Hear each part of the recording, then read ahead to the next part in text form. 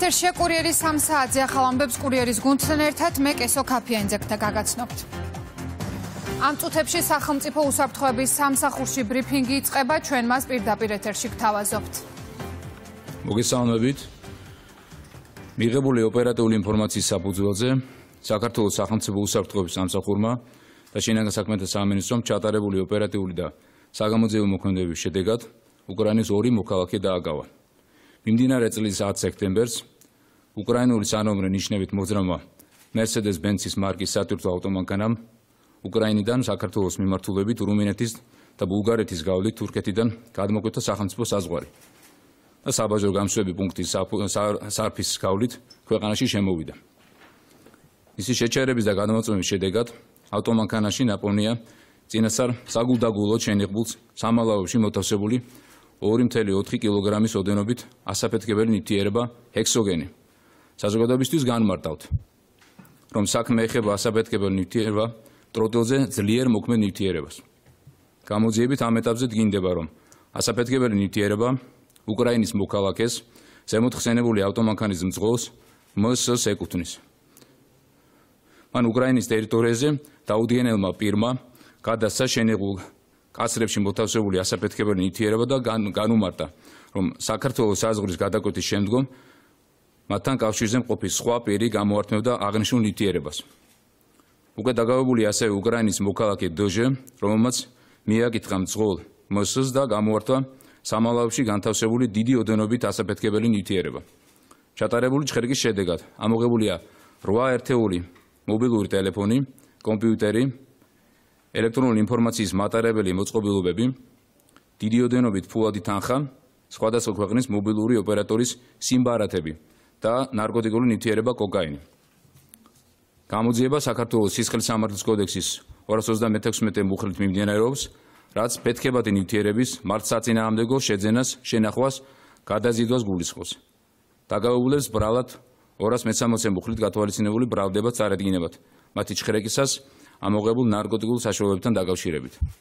ბუნებრივია გამოძიება გაგრძელდება საქართველოში შემოტანილი დიდი ოდენობით ასაფეთქებელი ნივთიერების საბოლოო დანიშნულების დასადგენად, მზადდებოდა ტერორისტული აქტი საქართველოში, საქართველო გამოიყენებოდა სატრანზიტო ქვეყნად თუ სხვა. შესაბამისად მოხდება დაკავებული პირების მიმართ სამართლებრივი კვალიფიკაციის დაზუსტება და საჭიროების შემთხვევაში საზოგადოების შემდგომი ინფორმირება.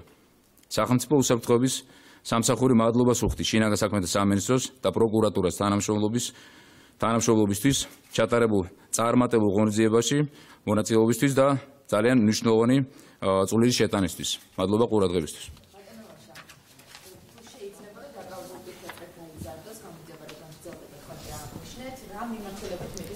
გასაგები მიზეზების გამო გეტყვით, რომ მეც სიღრმეებში ამ ეტაპზე ვერ შევად, ბუნებრივია და მოგვიანებით საზოგადოებას უფრო მეტი ინფორმაცია მიეწოდება. მადლობა ყურადღებისთვის. ეს იყო ბრიფინგი სულში და თქვენ უსმენთ სახელმწიფო უსაფრთხოების სამსახურის უფროსის პირველ მოადგილეს ლაშა მაღრაძეს. მეგობარი აქტი აღარ მიიღება. ჰელსინკის კომისიის სხდომაზე კონგრესმენმა სტივ კოენმა დაადასტურა, რომ სენატში მეგობარი აქტი ჩავარდა. ამ განცხადების მიუხედავად თბილისში ოპოზიციის ნაწილი ამტკიცებს, რომ ეს პროცედურული შეფერხებაა. ქართულ ოცნებაში კი მეგობარ აქტს ქართველი ხალხის მტრულ აქტს უწოდებენ და ფიქრობენ, რომ დოკუმენტის მიღება ორი ქვეყნის ურთიერთობების გადატვირთვას ხელშეუშლიდა. უფრო ვრცლად რა შეფასებები მოყვა თბილისში მეგობარი აქტის ჩავარდნას, ლელა ჯალახიშვილი მოგვიყვება. ლელა, პირდაპირ ეთერში ხარ. ამერიკის შეერთებული შტატების საკანონმდებლო ორგანოში დაწყებულ და ჩავარდნილ პროცესს ცოტა ხნის წინ პარლამენტის თავმჯდომარეც გამოეხმაურა. შალვა პაპუაშვილის განცხადებით, პროექტის მიღება პირველ რიგში კონგრესის იმიჯს დააზიარებდა. სპიკერი ამბობს, რომ მეგობარი აქტი თავისი შინაარსით განსხვავდება სახელწოდებისგან და ისულაც არ არის მეგობრული ქართველი ხალხის მიმართ. ეს არის თავად ამერიკის შეერთებული შტატების და კონგრესის პრესტიჟის საკითხი, რომ არ მიიღონ ქართველი ხალხის მიმართ მტრული აქტი. იმ ხალხის მიმართ, რომელმაც 30-ზე მეტი თავისი რჩეული ვაჟკაცი შეწირა ამერიკელ ჯარისკაცებთან ერთად ავღანეთში ომს. წინა ხაზზე მდგომი ქართველი ხალხი, როდესაც ნატოს წევრი ქვეყნების უმრავლესობა იმალებოდა ან თავის ქვეყანაში ან შტაბში, ჩვენი ქართველი ხალხი გაყვა მათ ამ ომში და ამ ხალხის წინააღმდეგ მტრული აქტის მიღება უპირველეს ყოვლისა კონგრესის პრესტიჟს დაარტყავს. ასე რომ თუ არ მიიღებენ, მათთვის უკეთესი. კონგრესმენი ადასტურებს, თუმცა ოპოზიცია ისევ იმედებს ამყარებს. ხელისუფლების ოპონენტები, რომლებიც დოკუმენტის მთავარ ავტორთან ჯო უილსონთან ერთად აქტიურად მუშაობდნენ მის დამტკიცებაზე, არ მალავენ, რომ გარკვეული ინფორმაცია მათაც აქვთ, თუმცა ირწმუნებიან, რომ ეს საკითხი მხოლოდ პროცედურულ ტექნიკურ მიმართულებას უკავშირდება და სენატში ამ მხრივ საბოლოო გადაწყვეტილება არ არის მიღებული. საუბარი არის პროცედურულ შეფერხებაზე, რომელიც დაკავშირებული არის მეგობარი აქტის მიღების პროცედურულ საკითხთან. კრიტიკული უმრავლესობა როგორც დემოკრატიული, ისე რესპუბლიკური პარტიიდან უჭერენ მხარს მეგობარი აქტის მიღებას და მე დარწმუნებული ვარ, რომ უახლოეს დღეებში და უმოკლეს ვადებში შესაძლებელი იქნება მეგობარი აქტის მიღების საკითხის ხელახალი აქტუალიზაცია. მეგობარი აქტი იყო ორ, ასე ვთქვათ, პარტიული მხარდაჭერით წარდგენილი სენატზე, იცით თქვენ ფაქტობრივად უმრავლესობის მხარდაჭერა ჰქონდა მას და მხოლოდ ერთი კონგრესმენის, ასე ვთქვათ, პოზიციონირებით მოხდა მისი ჩავარდნა. ეს არის სამუშაო პროცესი, რომელიც გაგრძელდება. აქტი პროპაგანდისტულ აბსურდად დარჩა, აცხადებენ ქართულ ოცნებაში, სადაც პროექტის ჩავარდნას დადებითად აფასებენ. უმრავლესობაში განმარტავენ, რომ დოკუმენტი მხოლოდ დეზინფორმაციას ეფუძნებოდა და ეს ვერ შეუწყობდა ხელს შეერთებულ შტატებთან ურთიერთობის გადატვირთვას, რაც ხელისუფლების გაცხადებული სურვილია. ჩვენთვის ასეც და ისეც განსაკუთრებული მნიშვნელობა ამ აქტს არ ჰქონდა, საზოგადოებამ იცის, რომ ჩვენ ამ აქტს უყურებთ როგორც მტრულ აქტს ორმხრივი ურთიერთობების გადატვირთვის ნაწილში, თუმცა საბოლოო ჯამში მაინც მისასალმებელია, რომ ეს აქტი დღის სინათლეს ვერ იხილავს, ძალიან მარტივი მიზეზის გამო. იგი არ იყო მეგობარი აქტი ეგრეთ წოდებული, იგი იყო აქტი, რომელიც ხელს შეუშლიდა პოლიტიკური თვალსაზრისით ორმხრივი ურთიერთობების გადატვირთვას. თუ ეს ასე მოხდება საბოლოო ჯამში, ჩვენ ამას რა თქმა უნდა მაინც მივესალმებით, ჩავთვლით ერთ-ერთ კარგ სიგნალად იმისა, რომ არის შანსი ურთიერთობების სუფთა ფურცლიდან დაწყების. შეიძლება ორივე პარტიიდან იყვნენ ისეთები, ვინც ამას ხარს უჭერდნენ, მაგრამ ზოგადად მთლიანად ამერიკული პოლიტიკის ინტერესი არ უნდა შედიოდეს მთლიანად აბსურდზე დამყარებულ, ასე ვთქვათ, შინაარსის მქონე დოკუმენტის მიღება საქართველოს წინააღმდეგ.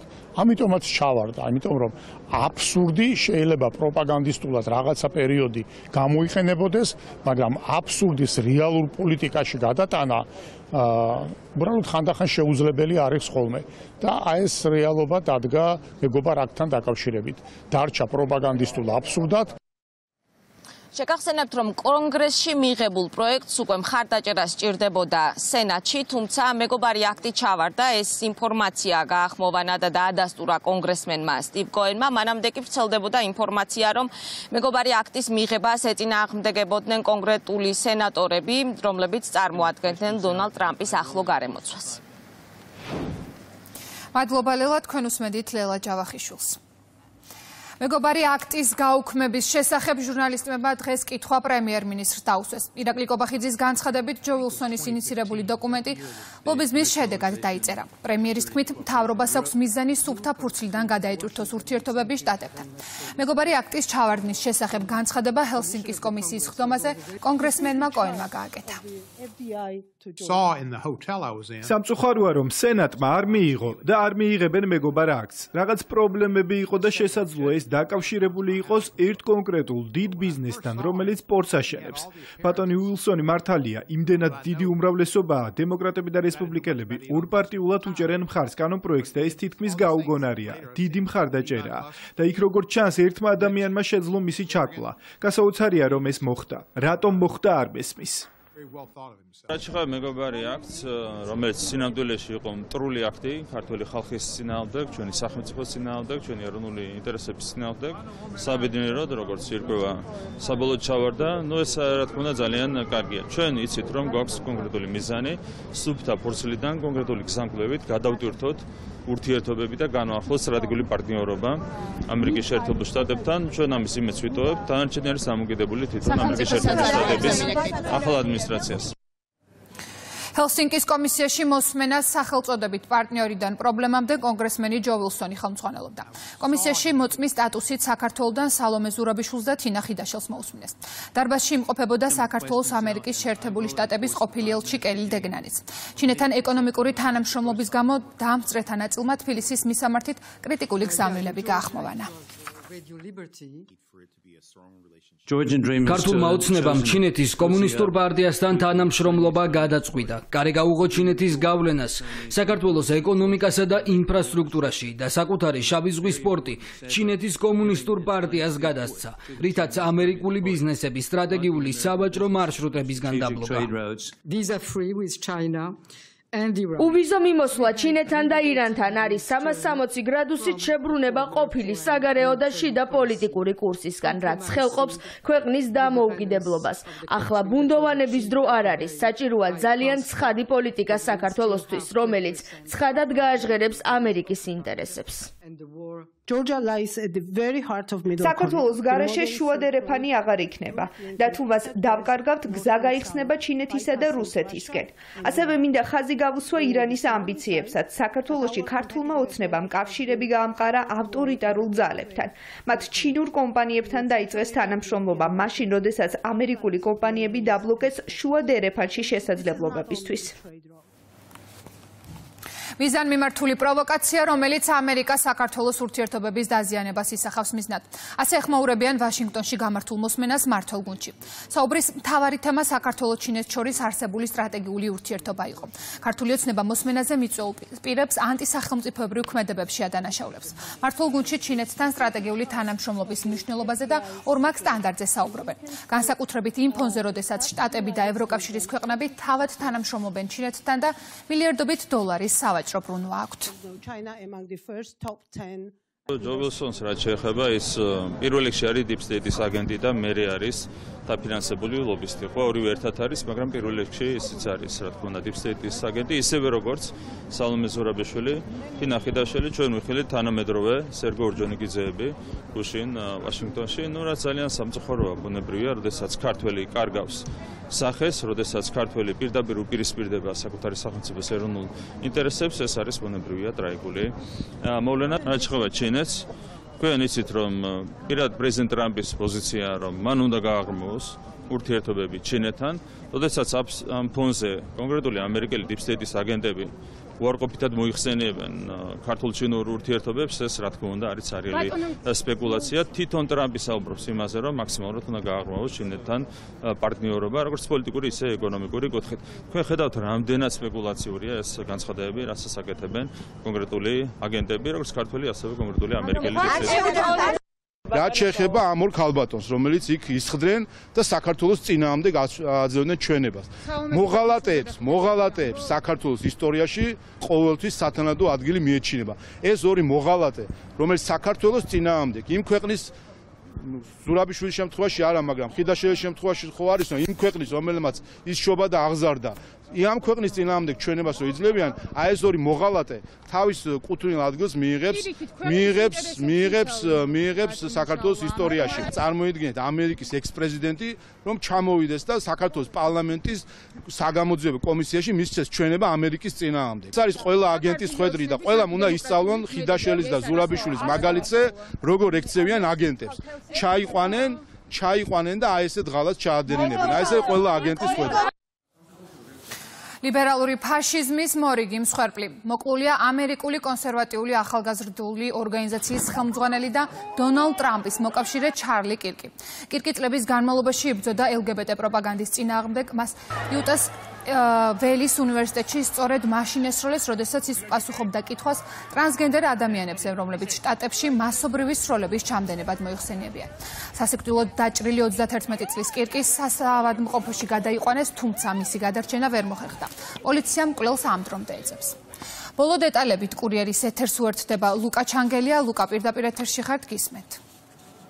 ამერიკის შეერთებული შტატების ადმინისტრაციაში დონალდ ტრამპის თანაგუნდელები უკვე ღიად ამბობენ იმას, რომ ჩარლ კირკის მკვლელობის უკან მემარცხენე რადიკალი ჯგუფები დგანან, რომლებიც მთელი ამ დროის განმავლობაში ცდილობდნენ ჩაეხშოთ ის ხმა, რომელიც ოჯახური ღირებულებებისა და ფასეულობების სასარგებლოდ ისმოდა როგორც შეერთებულ შტატებში, ასევე მსოფლიოს სხვადასხვა ქვეყნებში. უფრო მარტივად რო ვთქვათ, ისინი აქცენტირებენ ლიბერალურ ფაშიზმზე და ამბობენ, რომ ის დაჯგუფებები, რომლებიც მუდმივად აბულინგებენ განსხვავებული აზრის მქონე ადამიანებს და უწევენ წინააღმდეგობას მათი კრიტიკული მოსაზრებების გამო ყოველჯერზე ადამიანს აიძულებენ, რომ ან თვითმკვლელობით დაასრულონ ცხოვრება, ან უკვე სხვა პირებს მოუწოდებენ, რომ ამ ადამიანის ლიკვიდაცია მოხდეს. ჩარლ კირკი იყო ერთ-ერთი პირი, რომელიც მუდმივად საუბრობდა ქრისტიანულ ღირებულებებსა და ფასეულობებზე, ის იყო LGBT პროპაგანდის წინააღმდეგი და სწორედ ამ მიზნით ის მუდმივად მართავდა შეხვედრებს როგორც ახალგაზრდებთან და სტუდენტებთან, ასევე სხვადასხვა თაობების წარმომადგენლებთან და ცდილობდა ისინი დაერწმუნებინა იმაში, რომ ამერიკის შეერთებულ შტატებში ძველი პრინციპების ქრისტიანული წესდების დაბრუნების აუცილებლობის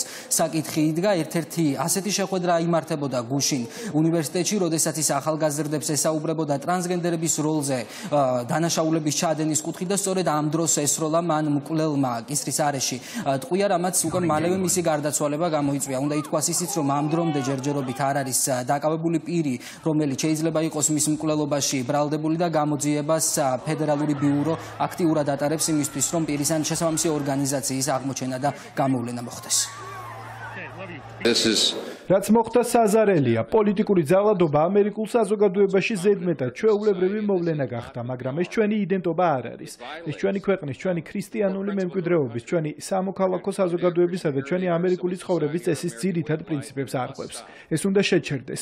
ყველა პოლიტიკურ ფიგურას, ყველა მათგანს, ვისაც გავლენა აქვს, ხმამაღლა და გარკვევით უნდა ვუთხრათ, რომ უთანხმოება და დაბები ცივილიზებული გზით უნდა გადაწყდეს. პოლიტიკური ძალადობა უნდა დაიგმოს და შეწყდეს. ჩარლ კირკის მკვლელობას გამოხმაურება მოყვა საქართველოში, საკმაოდ არაერთგვაროვანი განცხადებები გვესმის ჩვენ დილიდან, რადგანაც ის ადამიანები, რომლებიც ოჯახის ფასეულობებს, ასევე კონსერვატიულ ძალებსა და მათ პოლიტიკას უჭერენ მხარს, ძალიან დიდ წუხილს გამოთქვამენ ამ ადამიანის გარდაცვალების გამო, თუმცა არის ქვეყანაში საზოგადოების მეორე გარკვეული ნაწილი, რომელიც ცდილობს დისკრედიტაციას ჩარლ კირკის როლისა, როგორც კონსერვატიული წარმომადგენლის, როგორც ქართული ოპოზიციური პარტიების წარმომადგენლები, ასევე სხვა არასამთავრობო ორგანიზაციების ლიდერები და სამოქალაქო აქტივისტები დილიდან შეურაცხმყოფელ განცხადებებს ავრცელებენ ჩარლ კირკის მიმართულებით და ამბობენ იმას, რომ ისინი ვერანაირად ვერ გამოხატავენ მწუხარებას მსგავსი იდეოლოგიის მატარებელი ადამიანის გარდაცვალების გამო. ამ განცხადებებს უკვე მოყვა შეფასება მმართველ გუნდშიც, საქართველოს პარლამენტის თავმჯდომარემ შალვა პაპუაშვილმა საკმაოდ ვრცლად ისაუბრა ამ საკითხზე და აღნიშნა, რომ ის განცხადებები, რაც დილიდან გვესმის სხვადასხვა დაჯგუფებების მხრიდან, არის სწორედ ლიბერალური ფაშიზმის მანიშნებელი. ის, რაც დღეს ამერიკის შეერთებულ შტატებში ჩარლ კირკის მკვლელობის კუთხით ხდება, არის ის იდეა და მთავარი მიზანი, რაც კონკრეტულ დაჯგუფებებს საქართველოშიც ამოძრავებს, თუმცა შალვა პაპუაშვილის განცხადებით ისინი ამ მიზანს ვერ აღწევენ. შალვა პაპუაშვილმა კიდევ ერთხელ აღნიშნა, რომ მნიშვნელოვანი არის როგორც ოჯახური ღირებულებების, ასევე ფასეულობების გატარება და იმ ფაშისტური იდეოლოგიის დამარცხება, რომელიც მეორე მსოფლიო ომის შემდეგ 100 წლის თავზე მსოფლიოში კვლავ გაცოცხლდა. ეს არის ზუსტად ლიბერალიზმის თანამედროვე სახე. დღეს როცა ცდილობენ ლიბერალიზმი თანამედროვე ლიბერალიზმთან გააიგივონ ილია ჭავჭავაძე. ილია ჭავჭავაძე კი არა, ბერბიჭაშვილების შთამომავლები არიან თანამედროვე ლიბერალები საქართველოში, რომელიც არიან ნაწილი ამ ლიბერალური ინტერნაციონალის, რომელიც მთავარი იარაღი არის ძალადობა. სიტყვით ძალადობა, ფიზიკური ძალადობა და ამას ხედავთ ყველგან. მთელს მსოფლიოში, სადაც ისინი მოძლიერებული არიან, ზუსტად ეს უნდათ საქართველოშიც დაამკვიდრონ. თანამედროვე ლიბერალები არიან ფაშისტების შთამომავლები, როგორც 100 წლის წინ ფაშიზმის სენივით შეეყარა ევროპას და მოედო, ზუსტად ასე არის თანამედროვე გაგება ლიბერალიზმის, რომელიც არის მემკვიდრე ფაშიზმისა, რომლის მთავარი იარაღი არის ადამიანების გაუქმება, დაკენსელება, შეურაცხყოფა, ძალადობა და ასე შემდეგ. რაც მთავარია, ჩვენ ნახეთ ქართველი ლიბერალების, ეგრეთ წოდებული ბერბიჭაშვილების შთამომავლების რეაქცია ამ მკვლელობაზე. ნახეთ სოროსის ფონდის თანამშრომელს, როგორ უხარია რომ მოკლეს. ნახეთ პარტია ახალის თანამშრომელს, როგორ უხარია რომ მოკლეს ადამიანი. ეს არის ლიბერალური ფაშიზმი, არის 100 წლის წინანდელი ფაშიზმის მემკვიდრე. ჩარლზ კირკი ამერიკის შეერთებულ შტატებში გუშინ მოკლეს. ეს იყო ადამიანი, რომელიც ხშირად აგიტირებდა ღირებულებებს, ფასეულობებს, რომელიც ტრადიციასთან და ქრისტიანობასთან იყო დაკავშირებული. სწორედ ამიტომ ის ამერიკის შეერთებულ შტატებში საკმაოდ დიდი პოპულარობით სარგებლობდა. ის იყო დონალდ ტრამპის მხარდამჭერი და თავად ამერიკის შეერთებული შტატების 47 პრეზიდენტი ამბობს, რომ ამ ადამიანის გარდაცვალებით შეერთებულმა შტატებმა ძალიან დიდი დანაკლისი მიიღო, რადგანაც დაკარგა რიგითი მებრძოლი, რომელიც ეროვნული ფასეულობების დაცვისთვის იბრძოდა. მადლობა ლუკა, თქვენ უსმენთ ლუკა ჩანგელიას. ჩარლი კირკი არის ლიბერალური ფაშიზმის მორიგი მსხვერპლი. ამის შესახებ მიხეილ ყაველაშვილი სოციალურ ქსელში წერს. მისი თქმით, შემზარავია ჩარლი კირკის მკვლელობა, რომელიც ცალსახა უკავშირდება მის კონსერვატიულ შეხედულებებს, ფსევდოლიბერალური იდეოლოგიის კრიტიკას და LGBT პროპაგანდის წინააღმდეგ ბრძოლას. პრეზიდენტი ცინიკურს უწოდებს მკვლელობის მიმართ ფსევდოლიბერალური იდეოლოგიის მიმდევრების შეფასებებს. მკვლელობის შესახებ სოციალურ ქსელში დაწერა პრემიერ-მინისტრმაც. ღრმად დარწმუნებული ვარ გამოხატვის თავისუფლებისა და დემოკრატიული ღირებულებების დამცველი გამორჩეული ამერიკელი კონსერვატორი ლიდერის ჩარლი კირკის მკვლელობის გამო. ცივილიზებული სამყარო პოლიტიკური ძალადობის ადგილი არ არის. საქართველო ამერიკელ მოკავშირეებთან ერთად გლოვობს ამ დანაკარგს. წერს ირაკლი კობახიძე.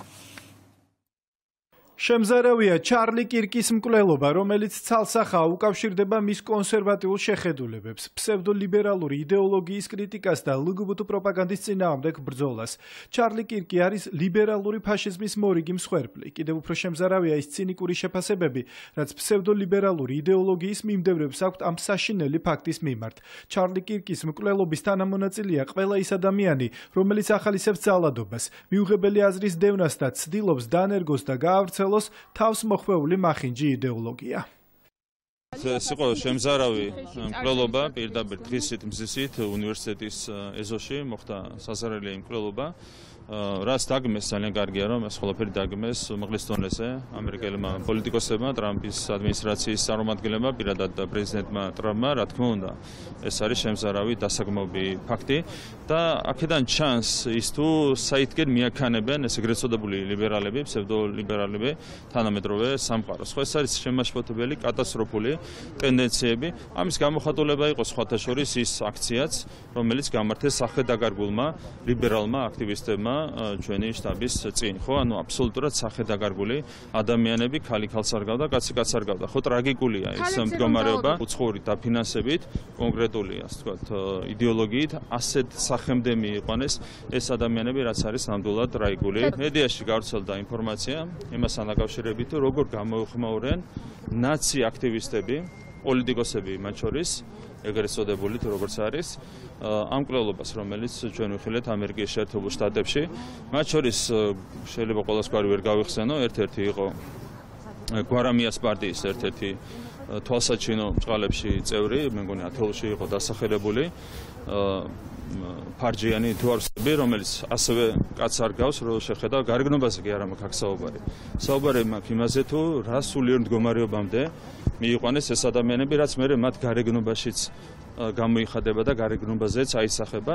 კაცი პირდაპირ სიცილით შეხვდა, არც მეტი არც ნაკლები ამერიკელი აქტივისტის მკვლელობას. სამარცხვინოა ეს ყველაფერი. ფარჯიანი, მეორე გვარი აღარ მახსოვს, იქ ნათია ჭკუასელი და შემდეგ ხო რამდენიმე გვარი იყო გაჟღერებული, რომელიც სიცილით შეხვდა ამ მკვლელობას და დაცინვით შეხვდა ამ მკვლელობას.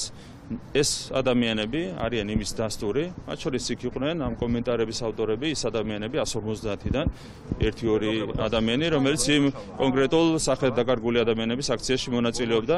ეს ყველაფერი შეგვახსენებს ჩვენ იმას, რომ ნაცი არის მკვლელი და ნაცი არის ბნელი.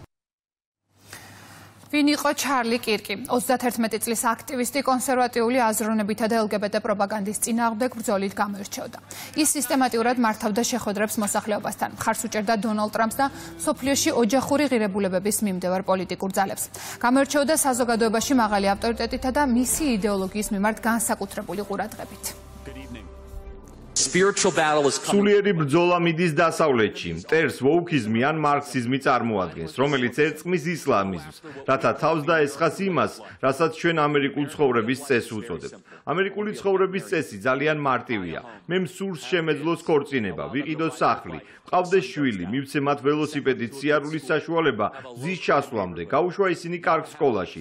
ჩემს უბანს ჰქონდეს დანაშაულის დაბალი მაჩვენებელი, რომ ჩემს შვილს სკოლაში არ ასწავლონ ლესბოსელობის, გეიობის, ტრანსგენდერული თემებით შემცველი ნაგავი. ამავდროულად არ მინდა რომ მათ მუსლიმური ლოცვის ხმა მოისმინონ დღეში 5-ჯერ. ეს მნიშვნელოვანია. ჩვენ გვინდა ამერიკული ცხოვრების წესი, რომელიც სხვათა შორის ქრისტიანული სამყაროა. ქრისტიანებმა ჩვენი მსხვერპლით, ჩვენი შრომით, ჩვენი ხედვით, წმინდა წერილებიდან გამომდინარე შევქმნით დასავლური ცივილიზაცია. ვფიქრობ, ეს შესანიშნავი მოწოდებაა. მნიშვნელობა არ აქვს ხარ ესპანელი, აზიელი, შავკანიანი თუ თეთრკანიანი. ყველასთვის თუ ქრისტიანი ხართ და იესო ქრისტე თქვენი უფალი და მხსნელია, ეს ორი საფრთხე ერთიანდება, რათა ჩვენ წინააღმდეგ წამოვიდეს. დროა ეკლესია აღდგეს და დაუპირისპირდეს ამას. დღეს ბრალს აუყენებენ იმ სამპირს, რომლებიც მელიქიშვილის გამზირზე მომხდარზე დაწყებული გამოძიების ფარგლებში დააკავეს. ჯგუფურად ჩადენილი ძალადობის ბრალდებით დაკავებულთაგან ორს გამოძიება საპროტესტო აქციის მსვლელობისას აქციის მონაწილეებზე ფიზიკურ ძალადობას ედავება. პირი, რომელიც ქალს სახელში ხელს ურტყამს, ზაზა მამალაძეა. ირაკლი ბუაჩიძე ის, ვინც აქციელს ხელკეტი დაარტყა. კახაკალაძის საარჩევნო ბანერის დაზიანებაზე კი დაკავებულია ირმა დიასამიძე. ბრალდებულებიდან ორი მართველი გუნდის მომხრე, ერთი კი ოპოზიციის აქტივისტია. თემაზე მუშაობს ანუკა ბუავა, მისგან უფრო მეც მოვისმენთ, ანუკა გისმენთ. დაკავებული პირებისთვის ბრალის დადგენილება ჯერჯერობით ოფიციალურად არ გაუცნიათ საგამოძიებო უწყებაში, როგორც აღნიშნეთ, დღეს უნდა მოხდეს ბრალის წარდგენა, თუმცა ზუსტი დრო ჯერჯერობით უცნობია, სავარაუდოდ ეს იქნება ოდნავ მოგვიანებით. რაც შეეხება თავად პროცედურებს, ბრალის დადგენილების გაცნობის შემდეგ უკვე მოხდება აღკვეთ ღონისძიებაზე მსჯელობა, თუმცა ჯერჯერობით სამართლებრივი პროცედურები ამ პირების მიმართ განხორციელებული არ არის. თავად როგორც აღნიშნეთ, რაც შეეხება დაკავებულებს, ირმა დიასამიძე დაკავებული არის კახაკალაძის საარჩევნო ბანერის დაზიანების ფაქტზე, დანარჩენი ორი პირი, რომლებიც არიან ქართული ოცნების მხარდამჭერები, ჯგუფური ძალადობის მუხლით არიან დაკავებული და შესაბამისად მათ მიმართაც დღეს მოხდება ბრალის დადგენილების გაცნობა. რაც შეეხება თავად მომხდარ ფაქტს და დაკავების ღონისძიებას, დღეს გააკეთა ამასთან დაკავშირებით განმარტება და განცხადება კახაკალაძემ, რომელიც აღნიშნავს, რომ კანონის წინაშე არის ყველა თანასწორი და შესაბამისად ნებისმიერ კანონდარღვევაზე თითოეულმა პირმა სამართლებრივი პასუხი უნდა ააგოს. კახაკალაძე ამბობს იმასაც, რომ ბოლო დღეების განმავლობაში მელიქიშვილის გამზირზე განვითარებული მოვლენები იყო დაგეგმილი პროვოკაცია, რომლის მიზანიც იყო არეულობის შემოტანა და საზოგადოების დაპირისპირება და მეორეს მხრივ საარჩევნო კამპანიისთვის ხელის შეშლა. თუმცა, როგორც დედაქალაქის მერობის კანდიდატი ამბობს, ამ მოვლენების მიუხედავად საარჩევნო კამპანია ქართული ოცნება შეუფერხებლად განაგრძობს. კანონი ახლა ყველა წინაშე ერთნაირად მუშაობს, ხო? ძალიან გულდასაწყვეტია, არავის დაჭერა არ მიხარია, სამწუხაროა და ყველამ რა ვიცი, მაქსიმალურად უნდა შევეცადოთ, რომ თავი შევიკავოთ ზოგადად ასეთი ფაქტებისგან. ძალადობა ცუდია და არადმისცემია. მიზანი აქვს, რომ რაღაცა მცირე არეულობის შემოტანა შეეცადონ, ხელი შეგვიშალონ საარჩევნო პროცესში. რეალურად მაგასაც ფიზიკურად ვერ მოახერხებენ. ვერც ხელშეგვიშლიან საარჩევნო პროცესში და ვერც არეულობას ვერ შემოიტანენ. ჩვენ ჩვეულებრივად ვაგრძელებთ საარჩევნო კამპანიას. ისინი კეტავენ გზებს, დისკომფორტს უქმნიან მოსახლეობას, შეურაცხყოფას აგინებენ, აგინებენ. ჩვენ ვესაუბრებით ამ ურჩევლს, ვისმენთ მათ პრობლემებს და ვესაუბრებით როგორ უნდა უპასუხოთ იმ გამოწვევებს და პრობლემებს, რომელიც ჯერ კიდევ არსებობს დედაქალაქში. მე რაც დავინახე, სხვა ადამიანებიც იყო, ვინც აზიანებდნენ ბანერებს, მაგრამ დღეის მდგომარეობით რაც ვიცით და რაც მოვისმინეთ შესაბამისი უწყების მხრიდან, მხოლოდ ერთი ადამიანია დაკავებული. რატომ? ისმის კითხვა იდენტიფიცირება ვერ მოხდა, ხო? პატივი უნდა ვცეთ ყველამ კანონს. არ არის საჭირო მივარდნები, შტაბი ხო არ მივარდნილა კაცო იმ ადამიანთან, შტაბს თვითონ ხო არ დაუზიანებია ეს ყველაფერი. არ არის ეს სწორი დამოკიდებულება. შეიძლება ვიღაცას აქვს პროტესტი, გააპროტესტებს, მაგრამ რამეს ხო ვინმე ხო არ გიშლის პროტესტს, მაგრამ კანონი ხო არსებობს. კანონის ფარგლებში უნდა იყოს ყველაფერი. ოპოზიციაში უფრო კონკრეტულად კი ნაციონალურ მოძრაობაში ამბობენ, რომ სამართლიანი არის ქართული ოცნების მხარდამჭერების დაკავება, რომელიც გუშინ მოხდა შინაგან საქმეთა სამინისტროს თანამშრომლების მიერ, თუმცა უსამართლოდ მიიჩნევენ ბანერის დაზიანების ფაქტზე დაკავებული აქტივისტის დაკავებას, როგორც ნაციონალურ მოძრაობაში დღეს ითქვა, ეს მეგი დიასამიძე არასისხლის სამართლის პასუხისმგებლობა უნდა განესაზღვროს, არამედ ადმინისტრაციული ჯარიმით უნდა შემოფარგლულიყო მისი კონკრეტული ქმედება. ამ საკითხთან დაკავშირებით დღეს ისაუბრა თავად პარლამენტის თავმჯდომარემაც, რომელიც გამოძიების შედეგებს ელოდება ერთის მხრივ, თუმცა ამბობს იმას, რომ აქციის მონაწილეების ქმედებები წახალისებული იყო გერმანიის ელჩის მხრიდან და პეტერ ფიშერს მოუწოდებს საჯაროდ გაემიჯნოს კონკრეტულ ჯგუფს, რომელსაც მან მხარდაჭერა გამოუცხადა. შალვა პაპუაშვილი ამბობს, რომ გერმანიის ელჩი ბოლო პერიოდში მისი ქმედებებით აზიანებს როგორც თავად გერმანიას, ასევე ქართულ-გერმანულ ურთიერთობებს. 360-იანი გადაღების კამერით ვისაც გადაუღეს და სახეზე აღბეჭდეს, ისინი დაიჭირეს, იმიტომ რომ სხვა გზა არ იყო. ეს კაცი ახლა 15 წუთში ამოიცნო მთელმა ქვეყანამ და მოუხდა მისი დაჭერა, აბა რა იქნებოდა. კიდევ ძალიან ბევრია დასაკავებელი. ჩვენ მხარეს მნიშვნელოვანია ის, რომ 23 წლის სტუდენტი გოგონა დააკავეს კახი კალაძის ბანერის დაზიანების გამო სისხლის სამართლის კოდექსით გათვალისწინებული მუხლი წესდარით დაჯარიმებას ექვემდებარება. ბატონ პეტერს, რომელსაც როგორც ჩანს აწუხებს ის ბრალდებები, რომელიც ეხება მისი მხრიდან ექსტრემისტების მხარდაჭერას. თუ კი მას ეს ბრალდებები აწუხებს, გამოსავალი არის ძალიან მარტივი. ბატონმა პეტერმა ექსტრემისტებს არ უნდა დაუჭიროს მხარი. შეგახსენებთ, რომ არსებობს ექსტრემისტული ჯგუფი, რომელიც გახსოვთ თქვენ მიუვარდა საქართველოს პარლამენტის წევრს, ქართველი ხალხის მიერ არჩეულ პარლამენტის წევრს, მცირეწლოვან ბავშვთან ერთად და თავს დაესხა ქალბატონ მარიამ ლაშქს, მათ შორის თავს დაესხა ფაშისტური შეძახილებით. ამ ადამიანებს ამის შემდეგ ბატონი პეტერი შეხვდა თავისთან საელჩოში, გამოუცხადა მხარდაჭერა, თქვა, რომ ესენი არიან საქართველოს მომავალი. ამ შეხვედრიდან მეორე დღეს იგივე დაჯგუფება თავს დაესხა ქართული ოცნების თბილისის შტაბს, იქაც პოლიტიკური ძალადობით ფაშისტური შეძახილებით.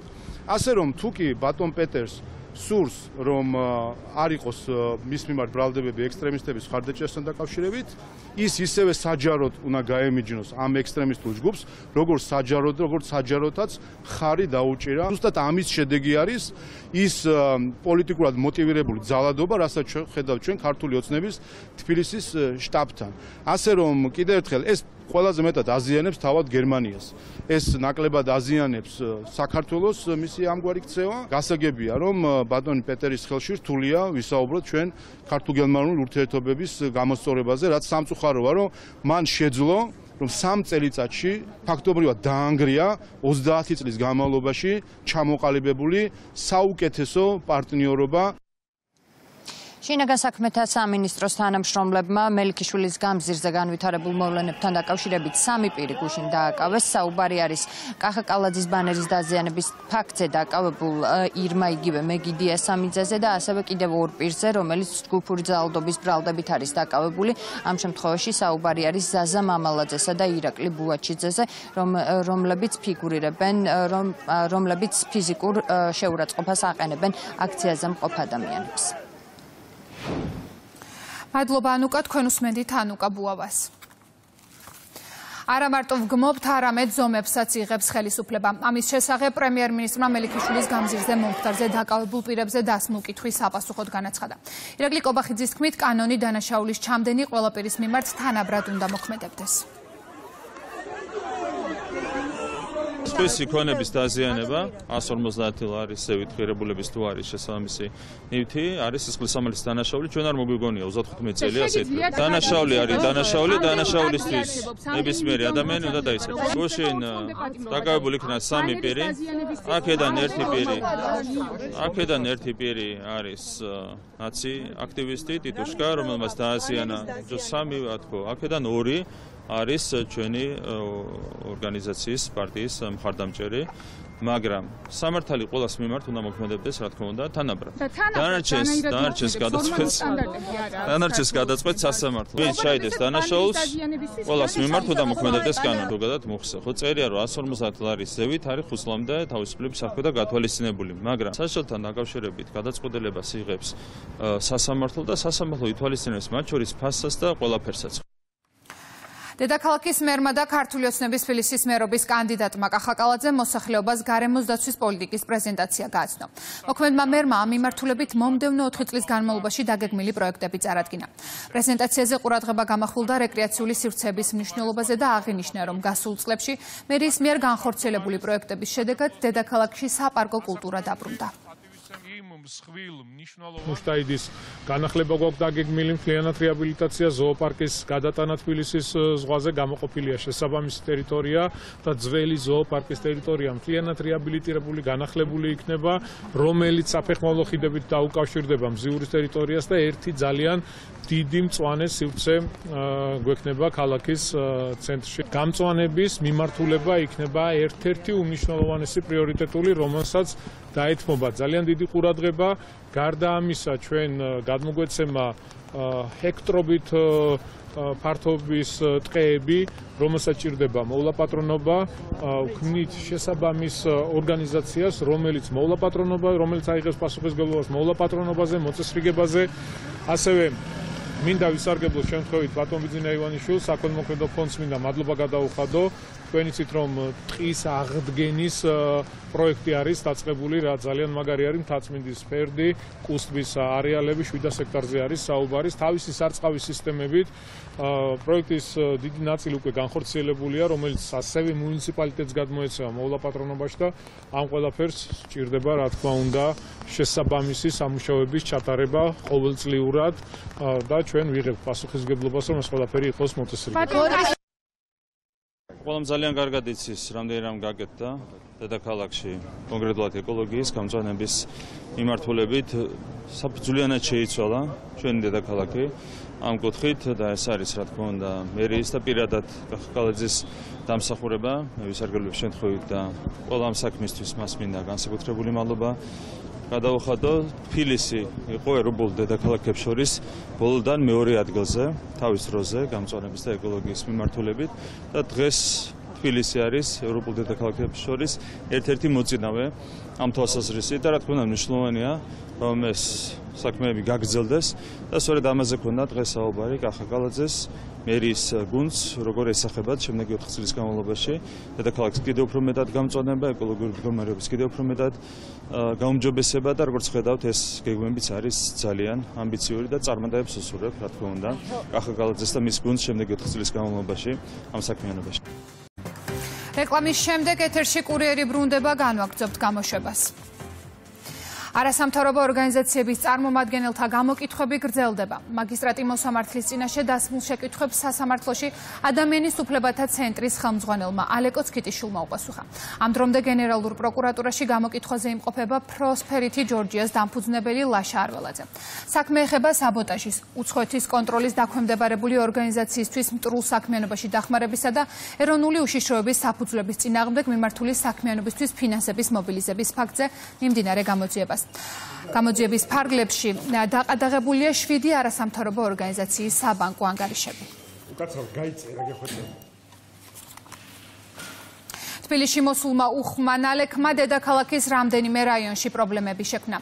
განსაკუთრებით დაზიანდა ვაკისა და საბურთალოს რაიონებში მდებარე ინფრასტრუქტურა, მათ შორის დაზიანდა გოთუოს ქუჩაზე არსებული კოლექტორი და გზის სავალი ნაწილი. ამ ეტაპზე შპს თბილსერვის ჯგუფის თანამშრომლები დაზიანების აღსადგენად ინტენსიურად მუშაობენ, რომლის დასრულების შემდეგაც ტერიტორია დასუფთავდება და მოძრაობა აღდგება. გოთუას ქუჩაზე ვიმყოფებით საბურთალოს რაიონში, სადაც უხმანალექმა გარკვეული პრობლემები შექმნა. საბურთალოს რაიონის ცენტრალური სანიაღვრე სისტემა დააზიანა, რაც ფაქტურად ამოვსებული იყო სამშენებლო ნაგავით, ვერ მოახერხა წყლის გატარება და დააზიანა მთლიანად ასფალტი, ყველაფერი იქნება მოწესრიგებული ცხადია. ზოგადად დღეს მოსულმა ნალექმა ძალიან დიდი პრობლემები შექმნა დედაქალაქში, განსაკუთრებით საბურთალოს რაიონში, სხვადასხვა ქუჩებზე, სადარბაზოები იყო პრობლემური, სარდაფები დაიტბორა. აბსოლუტურად ყველგან მივალთ, ყველა ქუჩა იქნება მოწესრიგებული. ყველა საცხოვრებელი კორპუსი, რა დახმარებაც იქნება ჩვენგან საჭირო, ყველაფერი იქნება გაწეული. სამეგრელოს პოლიციამ განსაკუთრებით დიდი ოდენობით ნარკოტიკი ამოიღო. დაკავებულია უცხო ქვეყნის მოქალაქე. სამართალდამცველებმა ბრალდებულის მიერ ზუგდიდში ერთ-ერთ ლოკაციაზე სარეალიზაციოდ განთავსებული განსაკუთრებით დიდი ოდენობით ნარკოტიკული საშუალება მეთადონის შემცველი გრანულები და ფხვიერი მასა ნივთკიცება დამოიღეს. დანაშაული 20 წლამდიან უვადო თავისუფლების აღკვეთას ითვალისწინებს.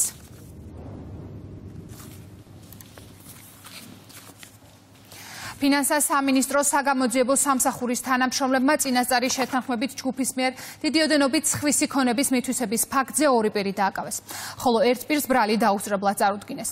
გამოძიების მიხედვით ბრალდებულების მიერ წინასწარ შემუშავებული სქემით ნორვეგიიდან ყაზახეთის მიმართულებით ორი დალუქული ტრაილერით 1,144,000 ლარის ღირებულების თევზი საქართველოში შემოიტანეს, რომელიც მართლსაწინააღმდეგოდ მიითვისეს. გამოძიებით დგინდება, რომ ბრალდებულების მიერ წინასწარ შემუშავებული სქემით ნორვეგიიდან ყაზახეთის მიმართულებით ტრანზიტის რეჟიმით მოძრავი დალუქული ორი ტრაილერიდან განხორციელდა 1,144,716 ლარის ღირებულების თევზის საქართველოში გადმოტვირთვა, რომელიც დანაშაულებრივი ჯგუფის წევრებმა მართლსაწინააღმდეგოდ მიითვისეს. გამოძიებით ასევე დგინდება, რომ დანაშაულის შენიღბვის მიზნით ცარიელმა ტრაილერებმა ქვეყნის ტერიტორია დატოვეს აზერბაიჯანის მიმართულებით. საბაჟოზე წარდგენილი დოკუმენტების თანახმად თითქოს ხდებოდა ხსენებული თევზის ტრანსპორტირება. ტარდება შესაბამისი ღონისძიებები დანაშაულის ჩამდენი სხვა პირების დადგენა მხილების მიზნით. იუსტიციის მინისტრი პაატასალი არაბთა გაერთიანებული საემიროების იუსტიციის მინისტრ აბდულა ალ-ნუამი შეხვდა. არაბთა გაერთიანებული საემიროები ვიზიტის ფარგლებში გამართულ შეხვედრაზე საუბარი ორ ქვეყანას შორის თანამშრომლობის საკითხებს შეეხო. ხაზი გაესვა იუსტიციის სფეროში გატარებულ რეფორმებს, სერვისზე ხელმისაწვდომობას და ხელოვნური ინტელექტის მიმართულებით ურთიერთთანამშრომლობის გაღრმავების პერსპექტივებს. შეხვედრის დასასრულს პაატასალიამ აბდულა ალ-ნუამი გაეროს საჯარო სერვისების ფორუმზე მიიწვია, რომელიც 2024 წელს იუსტიციის სამინისტროსა და გაეროს ორგანიზებით თბილისში გაიმართება.